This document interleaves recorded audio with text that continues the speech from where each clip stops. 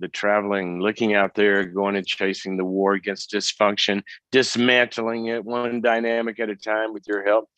And today I am in a beautiful, beautiful mountain setting, as you can see. Got the fireplace going behind me and the snow outside. If you follow the program very much, you know I'm wounded at present, so I'm not out there on a ski slope with my beautiful wife, but I'm sure she's tearing it up. But I'm here with you, and that's a good thing. And if it is your first time to join us, this is a show that you get to take charge of because you kind of give us the topics because you call in, share your life. Let me give you a number, 844-940-2774, 844-940-2774. 844-940-2774 is the number to call and get on the show.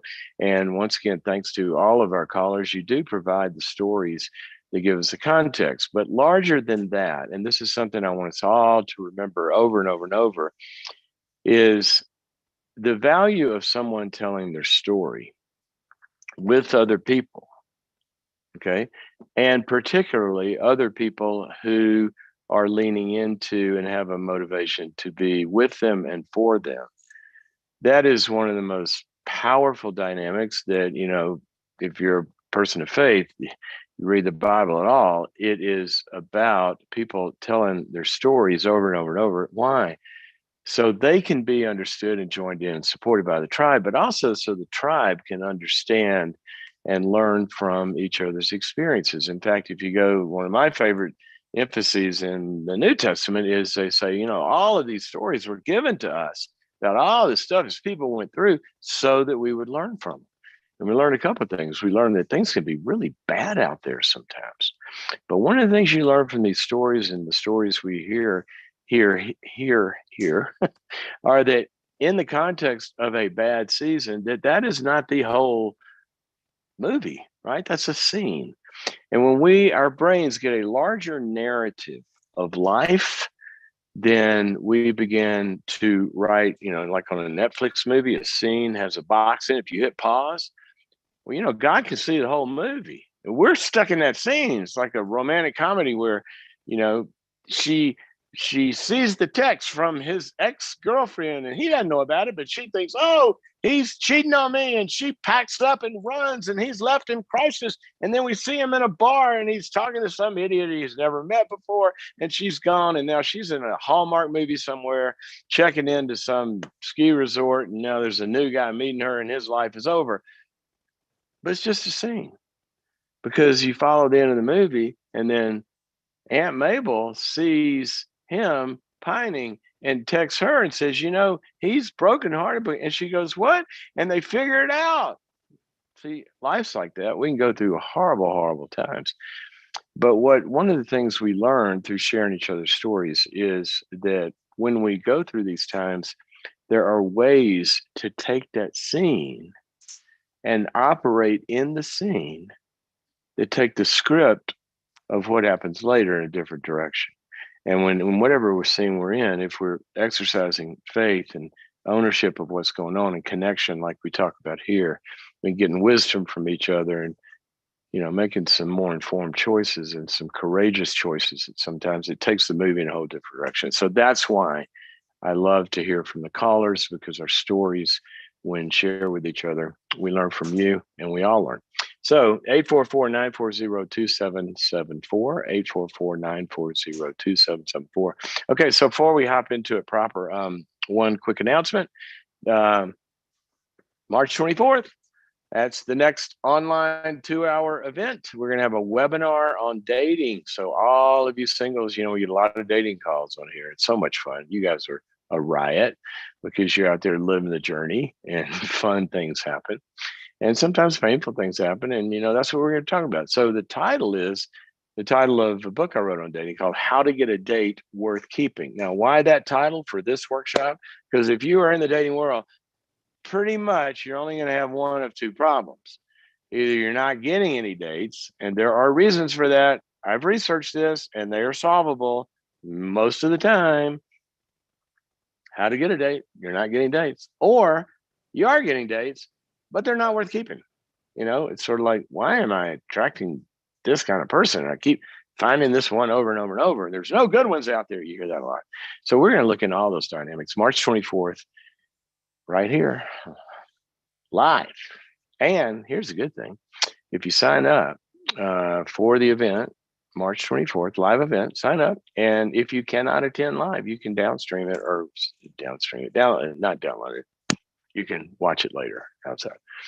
I think as many times as you want. I think that's right. Greg, is that right? Or Albie, is that right? Who's on there from our team?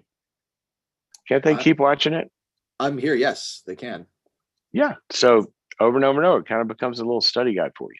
Okay, that's March 24th. And for the rest of you, go to boundaries.me to look at the whole platform where we have over 80 courses on all the topics we talk about here. And to sign up for dating, you go there too, boundaries.me/dating, and the early bird registration is still available. All righty. So we've been talking about a lot of stuff lately, and while the calls are coming in, I think we still have a line open, 844-940-2774. One of the things that our team has been kind of throwing around, and we've done some stuff on boundaries.me, and I've written about this in places, is the topic of willpower. A lot of research going on in recent years, the last 5 to 10 years, on the strength of willpower is where a lot of that is focused. And what the researchers kind of say is that, even your willpower, when you think you have it, it's sort of like a muscle. It can get fatigued, and they show this a lot of places. You put somebody in a tired situation, or they've had to make too many choices, or they've resisted temptation over and over and over, but it keeps wearing them down. Now that one, which I think is one of the reasons, one of my favorite verses, the Bible doesn't say resist temptation. It never says that. Did you know that? You ought to go read it. It's in there. All these things I talk about, they're in there. It doesn't say resist temptation. It says flee temptation. It's like, remember Joseph? He ran out of there. Okay. So probably one of the reasons to flee is, first of all, you get too close to the fire, you get burned. But even if you think you're not going to get burned, the strength that you're using to not get burned is going to kind of diminish. There's a host of other reasons. But the thing about willpower, I want to look at a little bit, because here's the reason behind. Oh my gosh, are you kidding me? Now that I'm thinking about this, I started to say why New Year's resolutions fail. 90-something% of them are gone in a handful of weeks. Why? Because people think, I'm just going to choose differently. Well, with what? What's going to make you able to choose differently on January 1st that you didn't possess on December 31st? You're going to wake up and your chooser is stronger. Your overwhelming addictive desires have lessened because you slept overnight and made a different choice. Why do you think you can pull this off? I mean, okay, I'm going to go choose. I'm a golfer. I'm going to choose to win the U.S. Open this year. Really? Good luck. Okay. See, choice is an essential ingredient that God has wired into the universe. It kind of, in fact, he says it's even for freedom. If you go to Galatians 5, a lot of people ask, why did Jesus do all this? Well, you get a lot of answers, but it tells us it's for freedom that he set us free. He set us free from it says all the yokes and bondages of slavery back to the original way we were created to be free. Because if you can be free, then you can choose to love. You can choose to do good stuff. But if you're not free, you can't do it because you're a slave. And even if you pull it off, it's really not. You're just kind of like the old kid. I'm sitting down on the inside, but I'm standing up on the outside. And compliance really isn't integration of goodness. But this freedom thing, assuming that somebody is free to make another choice. Have you ever heard this one? Oh, well, she'd do it if she really wanted to. Are you kidding me? We think motivation is the top priority in reaching a goal. All research has debunked that. That's not true. In fact, go to Romans 7. What does it say? The good that I want to do. Paul's plenty motivated. I want to do these good things. The good that I want to do, I don't do it. And the bad stuff I don't want to do, I keep doing it. See, this thing about willpower, they're thinking we're just going to make a choice. That's not it. That's why you see addicts over and over again. I'm going to quit. I'm going to quit. And they try to quit and they can't. So what do? Do we throw choice out the window? No, you don't throw choice out the window because it's the bedrock of freedom. But here's what we do. We don't, in our arrogance and pride, we don't think that we can all of a sudden, being broken, incapable, immature, or otherwise incapacitated people, fearful, whatever word you want to put in there, that I'm just going to be able to choose to be something different. Okay, so what do? Humility. We humble ourselves and we say, I want to be better. Okay, you can do that. I found that I'm incapable. Wait a minute, that sounds like an excuse. No, I would pretty much think that's been proven by 30 years of addiction. I found I'm incapable. So what am I going to do? Just forget about it? No, you're going to use your willpower. Now, wait a minute. I just said you're not going to use your willpower. Oh, yes, you are. But you're going to use it in a different direction. See, you still have the ability to choose. What every addict, what every hurting person, what every, all of us, wherever we find ourselves. When something is bigger than us, which depression can be, anxiety can be, addiction can be, marriage can be, any of it. When it's bigger than us, we can't say, okay, I'm going to go win the US Open. What we can do is we can use our chooser and say, I am going to see that I'm incapable of doing this by myself. I need help. That's a choice we can always make. And we can reach out to God, and as He instructs us, reach out to who He sends and who He makes available around us, or who we see on the radar screen that can help us. We can always start there, because that's a choice. Willpower. That is, we have the power to choose out of our weakness, out of our brokenness, out of our pain. We can say, help me, help me. Blessed are the poor in spirit. So even if you can't pull off what you've been trying to choose your ability to pull off, you can use that power of your will. Okay. And it's really interesting. I'll say a little more about that in a minute. We act like there's this will that's kind of like free. It's not. Both science and the Bible tell us that. Actually, the Greek word in the New Testament means desire. When God wills something, it's what He desires, and pretty much what He, unless He chooses to hold off, pretty much what He wants, He gets, right? Well, think about that with an addict. My willpower won't work. Oh, yes, it does. It works every time. If you understand that will is desire, and your desire for the drug is greater than the desire to stop, right? And that's why you got to make the choice to go have your desires healed. And these incapacity, the lack of capacity, healed and built. And so when we're weak, we can choose to get help. We can become strong. And guess what happens when you do that? See, this is the paradox of all of faith that the Bible talks about. See, we would say, choose your way to success. Because you know what that is? That's assuming self-control. Here's what scriptures say about that. Here's what research shows too. We want an addict or anybody else, somebody with an anger problem, we want to have what? Self-control. We want a kid to be able to do their homework, self-control. Have you ever tried to tell them to just be that way? No. But if they use their choice to begin to get in a growth path, join a small group, start getting wisdom, reading the scriptures, getting other wisdom, getting help from and coaching and mentors. See, that all it takes to do those things is weakness. We can always do what comes out of our weakness. When they do that, then what happens? You do that for a little while, and then all of a sudden, some temptation comes along and they go, no, I don't want to do that. Oh my gosh, what was that? That was self-control. But what was it? It was what does the Bible say? A fruit.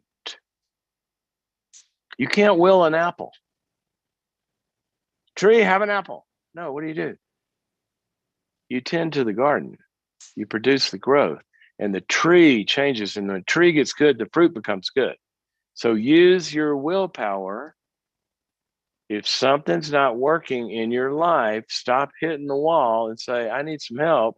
Reach out to God, reach out to somebody who can help, get in a process that can strengthen you, strengthen that will. And then you're going to find fruits happening over here where life changes, but not until we change.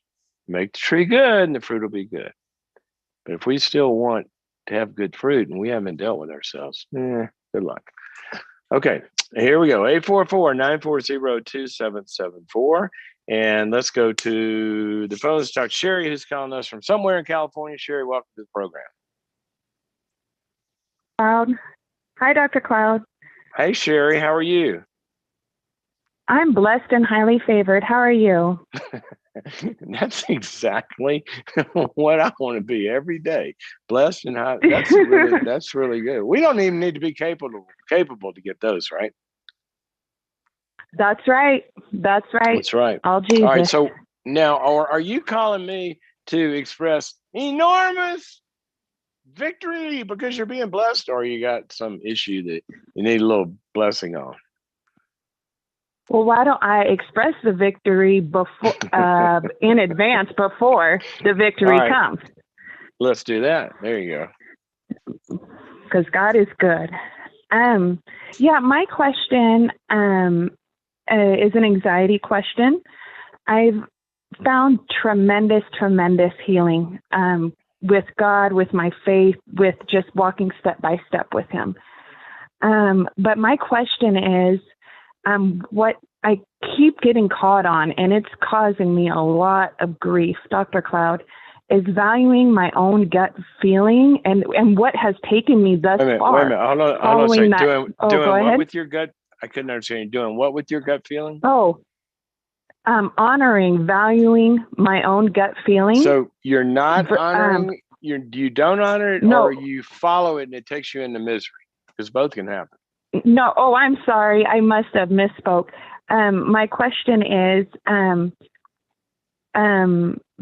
following this gut feeling, following what I believe is the prompting of the Lord, has led me into a lot of healing. But what I'm having trouble with is that the gut feeling is almost, a lot of times people won't understand me, and they'll try to speak into my life. Yeah, they don't. Really? And you mean people that have stake in the outcome, people that have a selfish stake in the outcome, people that don't know what the heck they're talking about, but most of all, people that it doesn't cost them anything to tell you how to live your life. They have different opinions and want you to do that? Really? Amazing. Well, since you put it that way. That's kind of the way it is. I appreciate that so much. So what's the question? That is tripping me up. People. How does it trip you up? What happens? Dr. Cloud, I don't want to cry. I can't shake that need for approval. I can't shake the fact that I'm really valuing their opinion over my own, even though my own has led me into victory. It's just like, it's a lonely road, Dr. Cloud, but it's fruitful. And I don't know what to do. And I want to value my opinion because it's fruitful. Well, of course you do. God gave you a brain. And you know, what's interesting about people talk about their gut feeling. And that's fraught with all sorts of issues, right? People's guts can go tell them to do crazy things. You know, I just met this person last week. They're incredible. I know inside this is the one that God wants for me and all this. And they haven't even met the person's parole officer. I mean, they don't even know one exists, right? They make these instant, I know this is true, and so they can lead you in awful situations. But that doesn't mean your gut is not good, has potential good. one of my favorite verses out of the book of Hebrews. It says, solid food. And what you're talking about is solid food, mature adult stuff. We don't let babies eat steak, right? But solid food, the things that adults have to deal with, like relationships and building a family or a home or a business or a extended family community for anybody. That's mature stuff. It says solid food is for the mature. Now, here's what it says after that, though. It says, who through practice, notice that word, solid food is for the mature who through practice have had their senses trained to discern good from evil. Meaning senses. See, God, now we know from neurobiology that you have all the way wired down your spinal column and in your gut and other places, you have senses that notice problems with reality, incongruencies, make you get a little afraid, make your neurological system not trust and go. And people say, if something felt not right about this, well, that's God wired you in that. Now, here's the thing, those can be off. And so and I'm going to guess here, you can tell me, if you grew up with one of two things, and I say grow up, could have been your family or in all your formative years up until last week, with people who were in a force field stronger than you and that you needed. So you needed their support, you needed their whatever it is, their approval, their love, or whatever. And see, people that are stronger than us, what are they supposed to do? Every case, they're supposed to come down to where we are, join us, and help us become strong. That's the role of strength.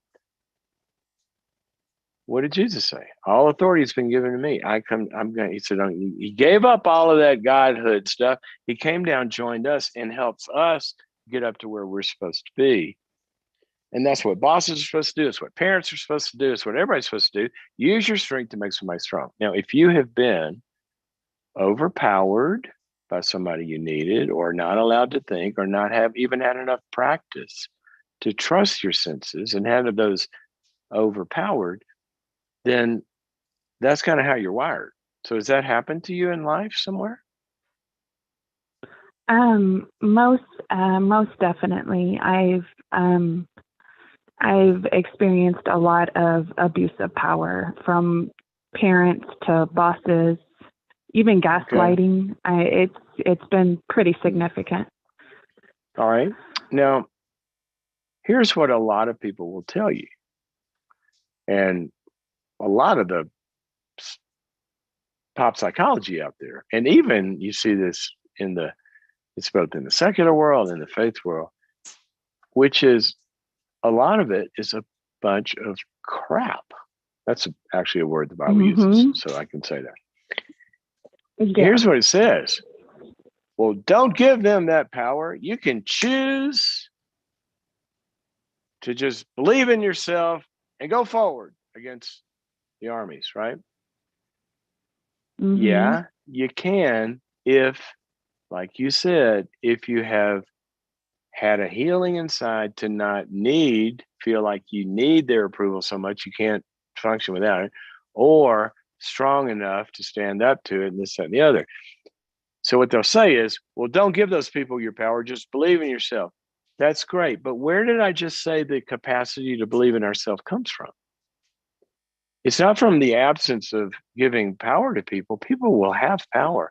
It's from surrounding ourselves with power that is for us and not against us, who wants to build us up and make us stronger. And then you will get to a place where these other idiots out there will say, blah, blah, blah, blah. And you say, well, you know what? I disagree with this because my experience, my practice, my gut, my Bible, my study tells me this, and I'm going forward. But you would have gotten that capacity.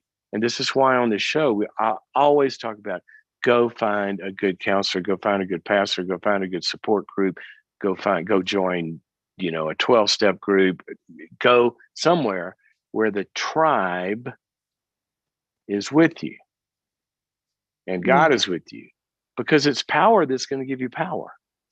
So don't try to do this out of a vacuum. All right? Okay. Can you do that? Can that be your next step? Get plugged in somewhere. I definitely want to do that. And the problem that I've experienced with that, Dr. Cloud, is that I have amazing, or I have a super strong faith, and thus far, I mean, from where I was 2 years ago to now is a miracle. Nothing but less. what's the problem? And it's hard to find people. Hard to find people what? It's hard to find those people that believe that believe. Where do you live? That God is doing that, every day. I live in Roseville now. Where? Roseville, California. Where's Roseville. That?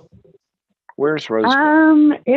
It's a suburb outside of Sacramento. I'd say it's about 20 minutes. It's in Placer County. All right. Sacramento is a big enough town. Look, I'm gonna push back a little bit. And when you say it's hard to find those people, when you live in a place as big as or close enough, place to Sacramento, or everything's available online, you could look up groups like Celebrate Recovery would be one.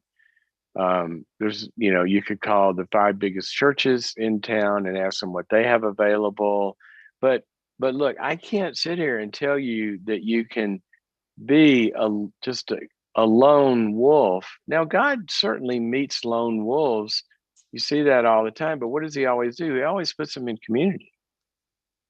Mm-hmm. So I can't say go trust in your gut as a lone wolf, because we can't. It might have been the pizza we ate last night that's making us think something. We need voices to validate, even if we're mature. Yes. So that's what I want you to do, and you take that step. And I gotta get some other callers, but your gut can be a very good thing. A lot of times it's God talking to you. A lot of times it's your experience talking to you, and you need to believe your gut. But sometimes it's the old critical voices talking to you, and that's why we need people around us to help kind of ferret that out. A second opinion, as the doctors say. You can kind of tell a lot of times a good doctor from a bad doctor. You sometimes tell the doctor, well, I'd like a second opinion on this. I don't feel quite right with this. I mean, I know you're saying I need surgery, but I need to get a second opinion. Someone will get mad at you. And I heard a story about this the other day. The doctor got defensive and mad and all this kind of stuff. The good ones are happy to have the second opinion. We want the wisdom of others. Might agree or disagree. If we disagree, then we have something good to talk about. But we need that in life. We need it. Okay, 844-940-2774 is the number to get on the program.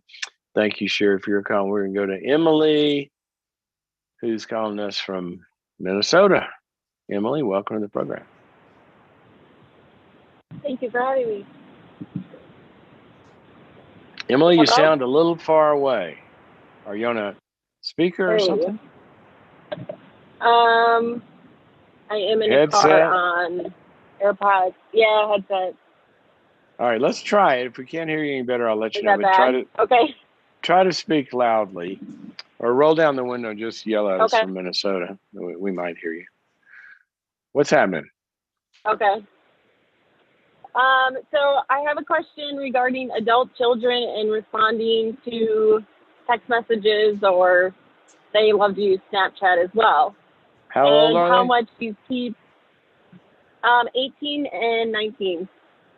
18 and 19, responding to you. All right, where do they live? They live with you? They live away? They go to school? They work? What do they do? They live with their dad most of the time. See them occasionally. Where's that? Is that nearby? High school, close by, yeah. It's what? Close by, yes.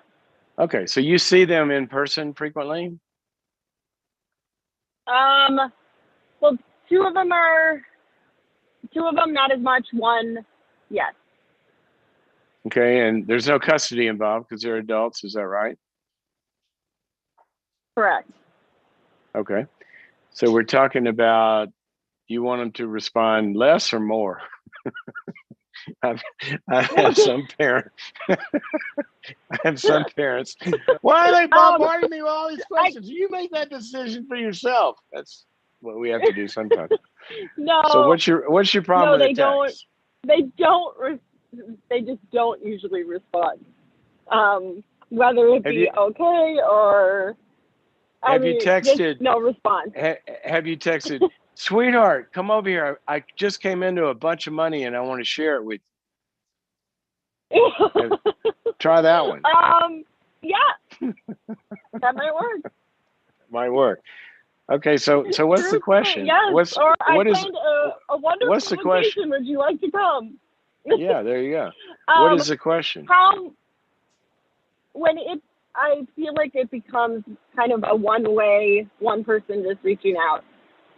On my end, then I start to, so I cut back on as much texting, just good morning, have a good day. And then I do start to feel a little bit guilty, like, well, maybe I should reach back out again. Wait a minute. Hold on a second. You got an 18. When they don't respond. Hold on a second. You got an 18-year-old and 19-year-old, and you text them every morning? Not every morning, no. Well, come on now. You just said something that sounded like that. Why did it sound like that to me? I might. Because occasionally I do text them in the morning or at night just to say good morning or good night. Occasionally in the morning and night. Hey, Emily, I don't know anything else. It might not be both. It might just be good morning. Wait a minute. Okay. Both. Sounds good. Okay. I'm gonna listen for a second. I don't know anything about what's going on. All right. Generally, our responses to people have to do with a few things. One is our experienced need for the relationship and what they're offering at that moment, and some sort of clear kind of understanding of the ground rules about how this relationship works. That creates something we call cohesion in a relationship, stickiness. That's kind of when we're fully in with somebody. We both have a perceived need to be there, and we both kind of know how this works, and everybody's got their expectations, and by and large it works. We know how to behave. Now, here's what I was going to tell you. I've got an 18-year-old and a 20-year-old. If I texted them every morning and every night, I think they might move to another side of the planet to try to escape me.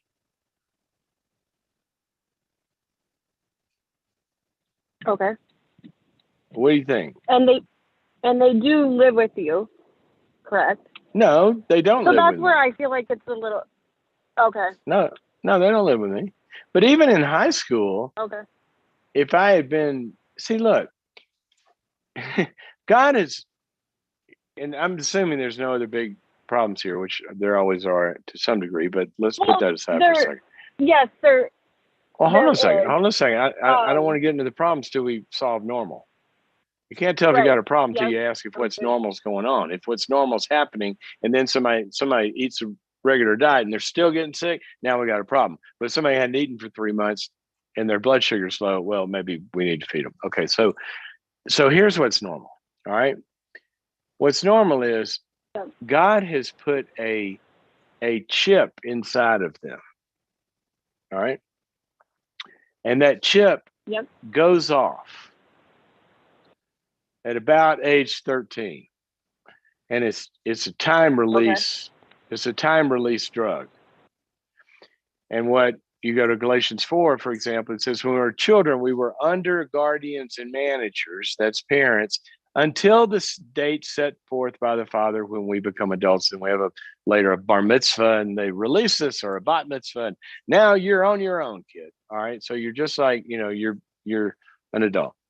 Now that chip goes off. Yep. And what they're going to be doing is moving away from your influence, away from your control, away from you as the source of their emotional sustenance, their everything.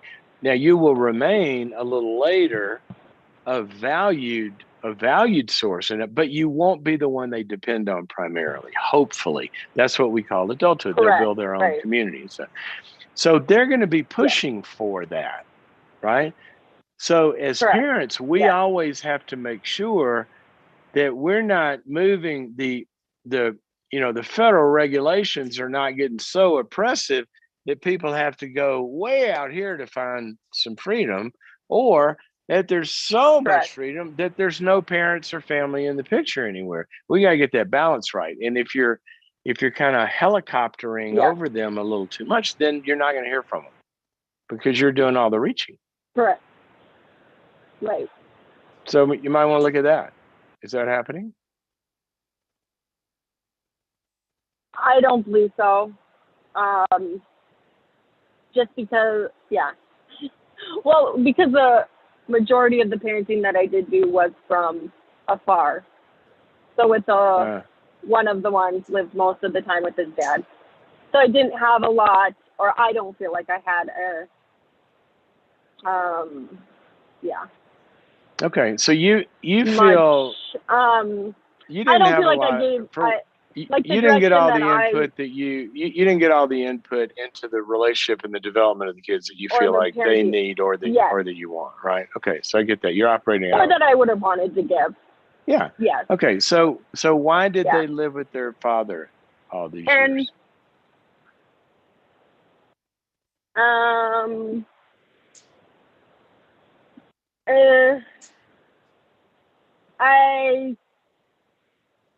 My opinion is pretty controlling, and what is your? So hold on a second.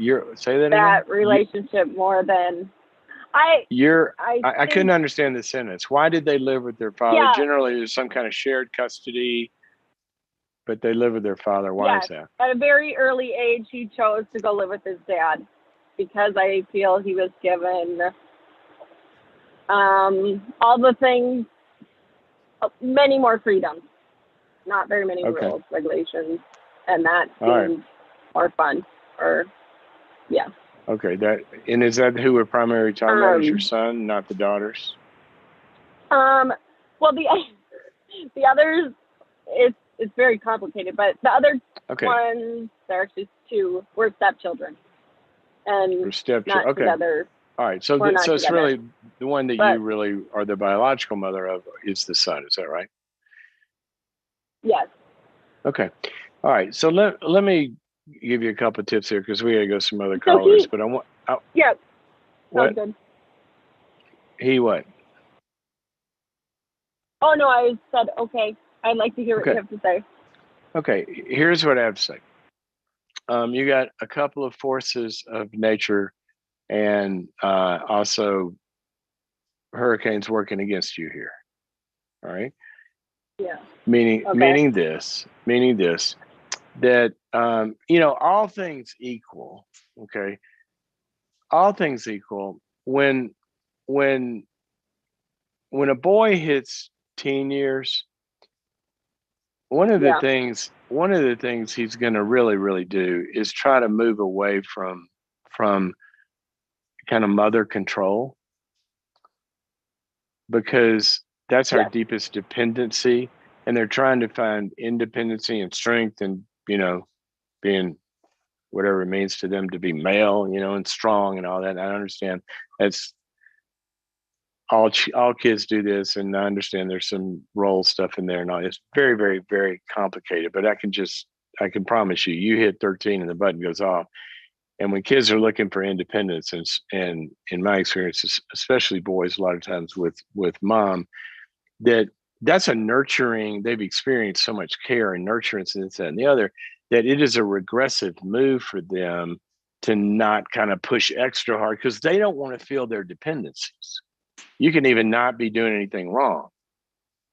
They just don't want to feel dependent, and they're overreacting. That's why kids move hard to get away sometimes, because something's going on where they don't feel what they're, so it's going to kind of push against you there. That's normal. The other thing is, look, you give a kid a choice. Here's Disneyland and here's boot camp. Which one do you want to go to?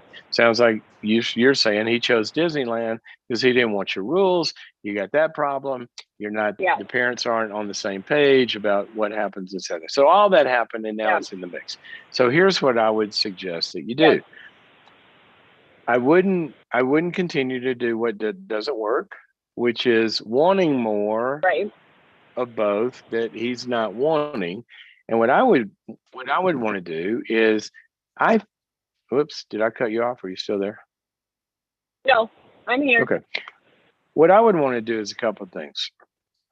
To the degree that you have a workable relationship with the dad, if that's where he lives, I would make an offline call to the dad. And if it's workable with him, sometimes it's not, I would say, you know what, something that I'm kind of hurting over and something that I'm also concerned about is I just can't find a way into Joey's life. And I want to help him and I want to provide whatever I can provide in these years. I don't know how to do it. What I need from you is, do you think, do you ever hear him say, I mean, are there some things that I do that push him away or that make him want to move away from me that I need to know about, that I need to change? Or can you give me some tips on ways that I might be able to kind of like step in there? Now, sometimes exes will help in that role, sometimes they won't. That's the first thing. But the second thing is, I would ask Joey. I'd say, Joey, you know what? I've been thinking about this. We've had some ups and downs, and I'm sure I've done some things that are difficult, um, maybe not helpful, but also want to be helpful. And also, I'm kind of sad because I miss my son and I don't really talk to you. And for some reason, you don't seem like want to talk to me much. So, can we do this? Let's just have lunch and let's just say, what should we expect from each other? What's good? What do you want? I want to hear from you what you want from me and how I can help. And I want to do I want to know what I do that maybe gets in the way of that. And then I'd like to tell you a few things that I would like from you. And then you can tell me if you are willing to do those or not. But let's get together and talk about it. So, got to go to some other calls, and I appreciate you bringing this up, Emily, because a lot of people kind of experience. I mean, we all want to be close to our kids, but sometimes it's like what they don't need, and sometimes it's what they do need. But dynamics in the relationship make it kind of undigestible for one party or the other, and we have to solve it. And so, if that doesn't work, then maybe you say, okay, well, how about if we brought a third party into it? Why don't we go talk to a counselor together? Because maybe there's some stuff we need to work through, but I just want us to be better, and let's get a plan for that. Okay, try that. Remember, I gave a couple of factors earlier about that make a relationship stick. We have relationships with people that are unstructured. For example, you got a relationship with a boss. You're going to get a review. There's going to be meetings. That's pretty much in the calendar. You can expect that. There's rules around that. There's compensation for that. We know what's going on. But you take it, the less structured you get out in the normal life. And there are relationships that are very, very cohesive. These are our close-knit friends. Well, how does that happen? Nobody makes them come. Nobody makes them show up. They show up for each other because they're mutually needed by each other. There's an interdependency that thrives. And so when both parties feel a need, I mean, I can't, the close circles in my life, from extended family, my immediate family, to extended family, to friends, a core little circle of friends, to the next circle, and my team that I work with. If I don't talk to them, I start to feel hungry, right? I miss them. I need them. Not only do I need them, I'm missing out on the fun with most of them. And so hopefully they feel some of that with me too. And when we got that, and we know what's expected from the relationship, and we have kind of expectations that we know how to behave, works pretty well. But when one of those breaks down, you're going to see a lack of cohesiveness happen. Okay. So let's go to where are we? I lost my list here. Where? Oh, it moved. Gabriella, calling us from somewhere in California. Gabriella, welcome to the program. Hello. Hello. How are you? I'm doing okay. How are you, Dr. Claus? I'm doing very well. Thank you very much. Now tell me why it's just okay and what's going on. Well, about a month ago, I broke up with my boyfriend that I have been with since I was 16. I'm 21 now, so we were together for 5 years. Wow. And yeah, and we lived together. We got a dog together. I really thought he was the one, and so I committed, and he was also my first love. And I just couldn't shake this feeling that just something wasn't right. And I also had a lot going on with school and just in my personal life, and he wasn't being very supportive. And frankly, it just got very toxic. And I wasn't seeing my family anymore. Why weren't you seeing your family? He never wanted to come around my family, if we're being honest, and I wanted to spend all my time with him. And I call my family. You kind of got kidnapped. Wow, that's what my family says. And now that I look back on it, well, that's what you. No, hold on a second. That's what you just said. You said, yeah. He kept me to himself and didn't want me going to the outside world. That's kidnapping. Not only as a metaphor, but you were a kid. So the fact that your gut, as we were talking about earlier, your gut says something's not right with this. Go, girl. Yeah, you listen to your heart. That's not a good thing to be separated from your family and people that love you and somebody that's not responsive, right? So I'm with you so far. So what's the question? Well, just when you're with someone that's your first love and you're with them for so long, your lives kind of become combined. And so I'm having a little trouble. Now, Gabriella, hold on a second, okay? I want to ask you to do something, okay? Mm-hmm. You said when you are with somebody, that's what you just said, right? When you're with somebody for so long. Mm-hmm. Okay, mm-hmm. Who are we talking about? My ex-boyfriend. No, who was with somebody for so long that their lives were intertwined? Who were you talking about?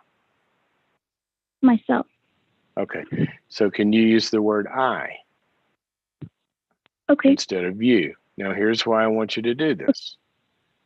Because one of the things that happens in scenarios like this is a lot of times people don't feel connected to their own senses, their own wants, their own sense of power, their abilities to know what they want and stand up, against this force and go to people that can help you, all of that, until they start to say I. And when you say I, now that's the first step that you are owning. I was with this person. And if I'm the one doing it, I'm the one that can find the way out too. So that's just a little step of Gabriella becoming back in charge of her life. Okay, now keep going. Okay. I was with him for so long that I noticed that our lives, they just were really connected. Like I wouldn't buy food without, of course, asking him first if he wanted something too. I wouldn't just go about like the daily task of my life without either like telling him or doing something together. And with the pandemic, we were with each other 24/7. Yeah. Let me ask you a question. Now, when you would want to text him, was that because you were thinking, oh, I wonder if he would want something, or were you thinking, oh, I really better make sure I check with him first? Was it Was it like a fear thing, or was it like just a love and inclusive, I'm thinking about somebody else thing?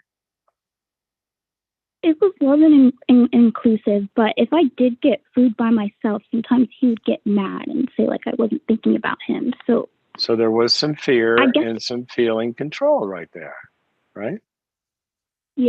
yeah. Okay. So more of the same. So what's the question? This is pretty clear.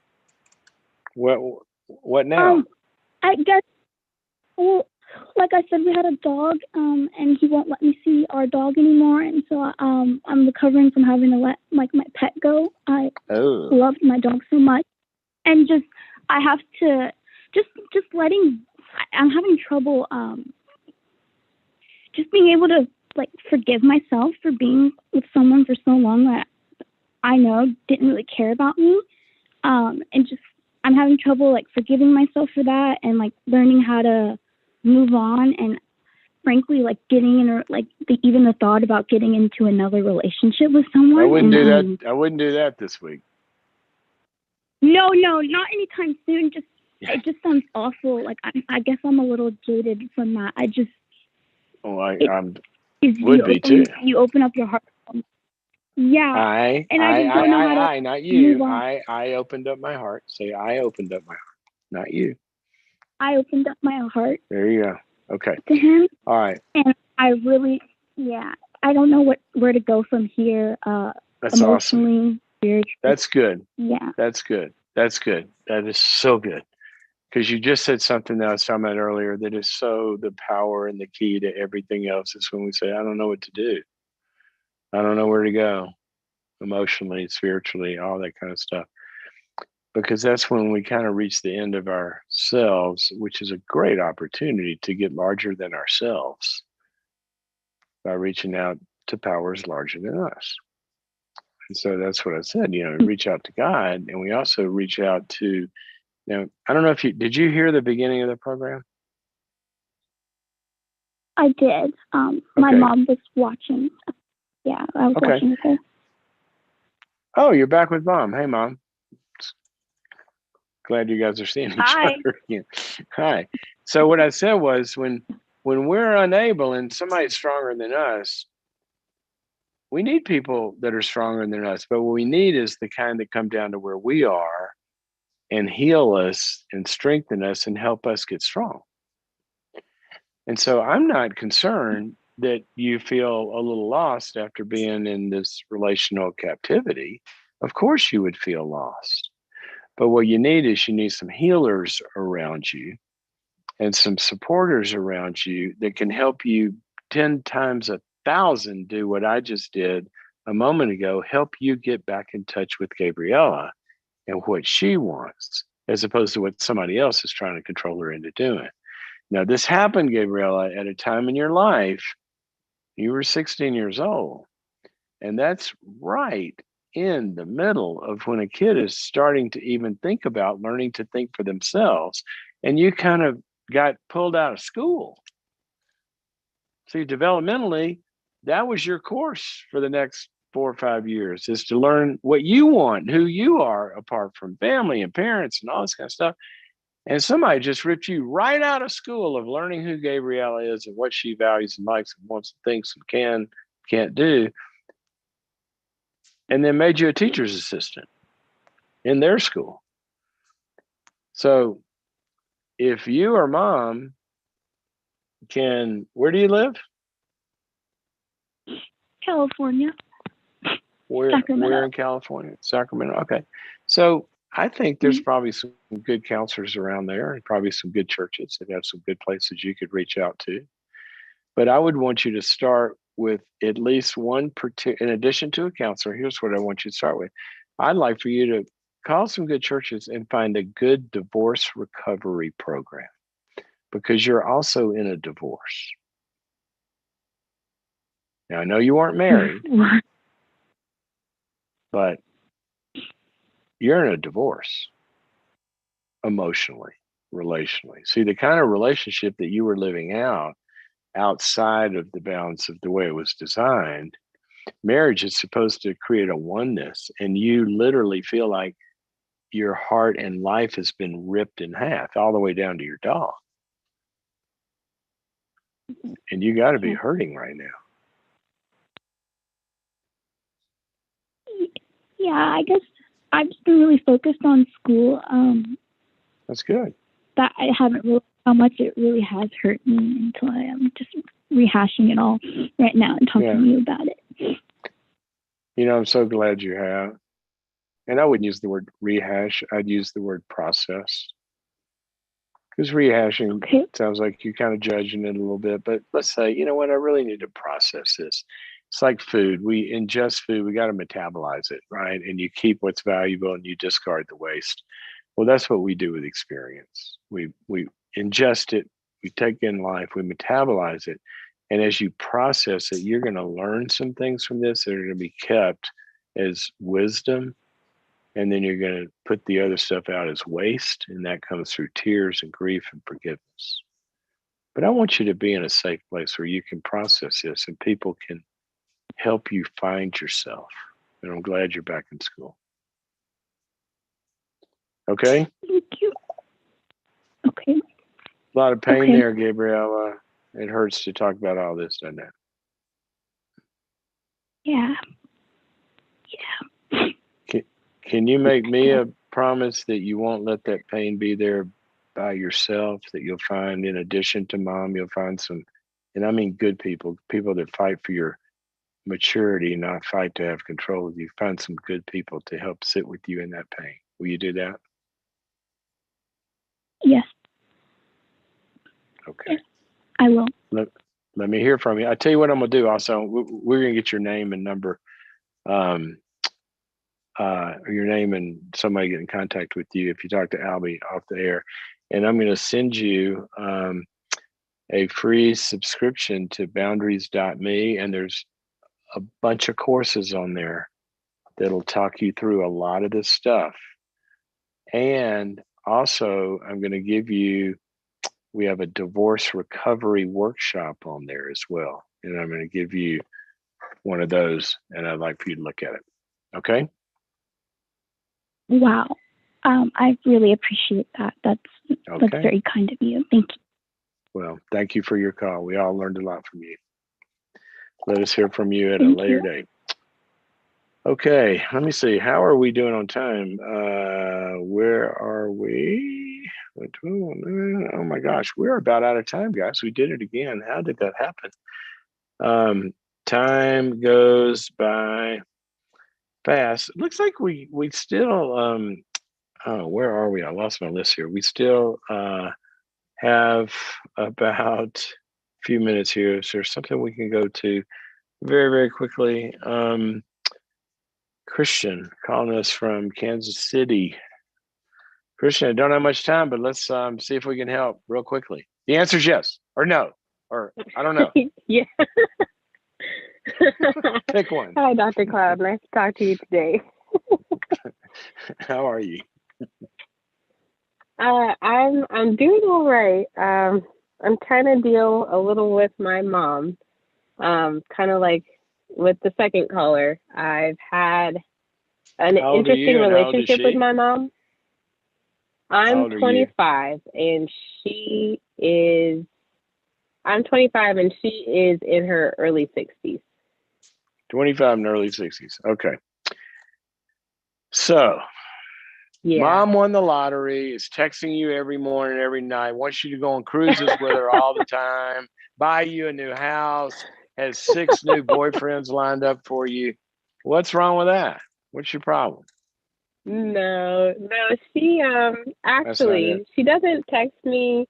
She doesn't text me every day. It used to be a little different, but I'm her only child, and I think she doesn't understand that my need for space. I have a family now, and so you're married with a family. Kind of fought, right? And she's kind of like fought for, I don't know, to stay in my life to the point to where, like, even this morning she saw I posted I got new glasses, and she texted me and said, I saw you got new glasses, I didn't know. and I'm sitting there thinking, was I supposed to text her that I got new glasses? I don't know, But anyway, she basically, if I don't contact her, gets upset, or she's told me like I'm supposed to see her at a set number of days or number of times and talk to her a set number of days. She did, really. And you're supposed to. What is that number? I've been looking for that number my whole life because a lot of people ask that question. She found the number. Where did she find it? What is the number? Yeah, give me the right number. Well, she says I need to be talking to her at least once a week because, quote unquote, something bad could happen to her and I would never know. Or like usually there's some sense of like guilt attached. And it wouldn't be so much of a problem if I also don't have the other side where I have a lot of difficulty with her in the past because I can't seem to share any sense of differences or differences of opinion with her, or even give negative feedback on how the much you tell her and don't tell her. Yeah. Okay. So what's the question? Yeah. So I guess I'm trying to figure out if it's good to try to talk to her, knowing I'm just going to get gaslighted and told that I'm disrespectful and a bad kid, or if I should try to maintain the safe distance. You know, I don't want to cut her out of my life, but I just feel like it's really hard to have that relationship, knowing that it sounds like it's I have really to hard. comply some way. Yeah. Well, you don't have to, and you're not a kid, so, and you don't have to be gaslighted from your side, right? She can do all those things. Right. Well, a couple of things. I strongly believe in multi-generational ties. It's part of the fabric of what makes everything in all of life work, that we are, and it's kind of a cycle. You know, we start out and we're dependent on our parents, and then they help us get to where we can stand on our own 2 feet, and then we stand on our own 2 feet kind of in parallel lives for a while. And then actually, you know, the scriptures say, and many cultures have discovered this for decades of millennia and gazillions of years, that as they start to age, really we should start to step into the helping them role. As one of my favorite verses says, you know, charity starts in the home, and we start with taking care of the widows and everybody in our own families, and we owe it back to them. Okay, so that's kind of the cycle. Now, never in there is there I don't want to talk to you again. We're done. We have no relationship. But what does change, and what is ordered in part of the created order of life as God designed it, is there is not we don't have a relationship any longer. That's not in there. But what is in there is the nature of our relationship will change. And the parent-child management dynamic, where she sets the rules and you obey them, that was a season, and that's supposed to be given up by both parties. And then you have a party. Actually, you celebrate that. And then if a wedding happens, even further, you're supposed to leave all of that and cleave to this new entity where you're your own governing body. All right. So what happens is sometimes people don't get the memo. And what you're saying she resisted was any kind of difference of opinion from your side, even when you were a child, right? Right. Yes. So, yeah, even when I was a child. Yeah. So I don't think cutting her out, like I said, is the answer, nor do I think continuing to be her child is the answer. I think that you are her child, but you're not a child. I mean, you're her offspring. You're her daughter. Let's put it that way. You're her daughter. You're not a child. You know, the Bible says, honor your parents, for and then you'll have this long life and all this kind of other stuff. You should still honor her. But then it says, children, obey your parents. You're not a child. So now you're going to honor her, but you're no longer going to obey her. She's not the boss. She's not your parent anymore. God is. So I want you to try to balance those in your conversation. And I would go to her and I would start with empathy and I'd start with listening. I'd say, Mom, you know, here's what I've noticed. Sometimes when I don't respond to you like I think you would want, or sometimes when we don't have as much contact as you would want, it sounds like that's really painful for you. Tell me about that. And I would want to listen. And when she starts to pour all of that out, and if there's a blame in there, you kind of let that go like water off a duck's back. You say, I'm sorry, that's frustrating. And I'm sorry it hurts you. You know, the reality is I probably won't be able to respond or be responding as much as you would like, but I do want interaction and I do want us to have a relationship, but it'll probably be different than the way you want it. So, how can we be friends when it's different?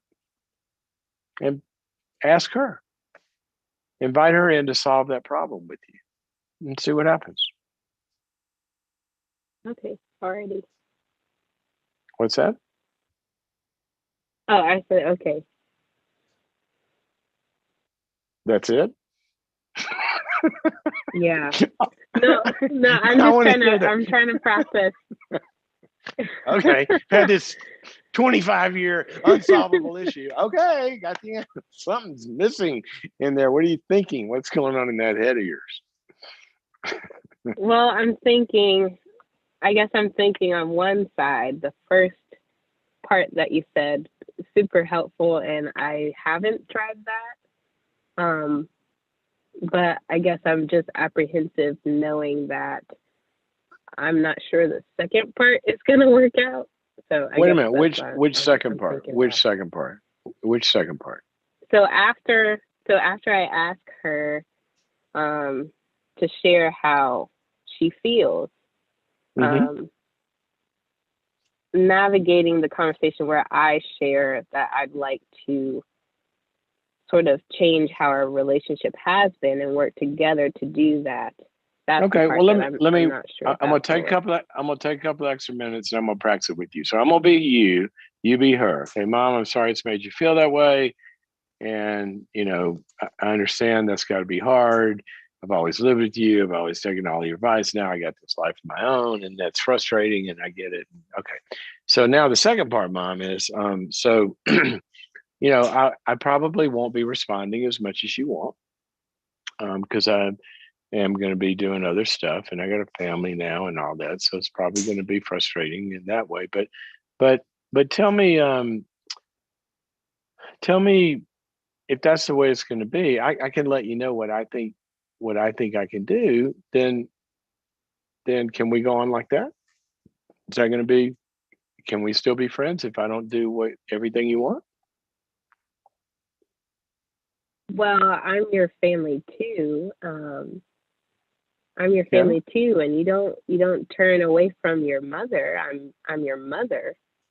So it feels like when I talk to you sometimes and don't talk to you other times, that feels like to you I'm turning away. Yeah, yeah. You seem to always want to just run away. Well, that's true. I do. Not always, but I do run away. I've got a life, I've got a kid, I've got a, family. And that's what I'm saying, Mom. I will be running away. That's what adults do when they grow up and you raise me to be on my own, hopefully, and I'm on my own. I will do that. You're right. I'm agreeing with you. Can we still be friends? Well, Christian, that's not how I raised you, and I disagree. Okay. Okay. I We hope disagree. that you can see things my way. Okay. All right, Mom. I understand that, and we do disagree, and that's my whole point. If I change my mind, I'll tell you I really don't think I'm gonna. But here's what I would like for you to go think about. You go think about, you know, if we can still be friends, and when we if we talk once a week or whatever we decide on, that's good. We both have to agree on it. See if you can, if we can make this work. If we can't, I don't know what else to do. That's all I can do. So you'll have to decide.